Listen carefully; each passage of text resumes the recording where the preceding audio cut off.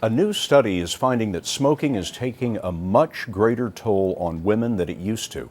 According to research in today's New England Journal of Medicine, back in the 60s, women who smoked had 3 times the risk of dying of lung cancer.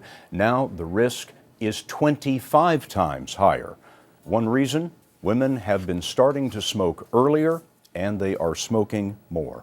Another threat to women is sexual abuse, and according to the CDC, nearly 1 in 5 women has been raped, and in more than half of those cases, the rapist was an intimate partner.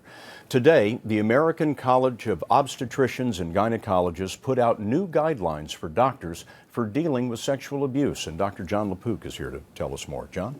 Scott, they're not just talking about rape. There are other forms of abuse, including something that's now being called birth control sabotage.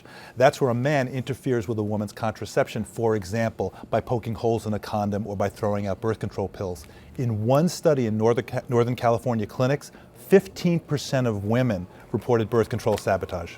Is there any research that would indicate why a man would do that? I spoke to a doctor today who's a national expert on this. She said it's all about power, about a man controlling a woman's body. And a man who does this is much more likely to be violent with women. So one practical suggestion is, if a doctor sees a woman who has had an unintended pregnancy, be sure to ask about sexual violence, which is 4 times more likely in women with unintended pregnancies. What else is the College of Obstetricians and Gynecologists recommending? Well, they're suggesting a very simple card be discussed routinely with women, and it includes questions like, does my partner mess with my birth control or try to get me pregnant when I don't want to be?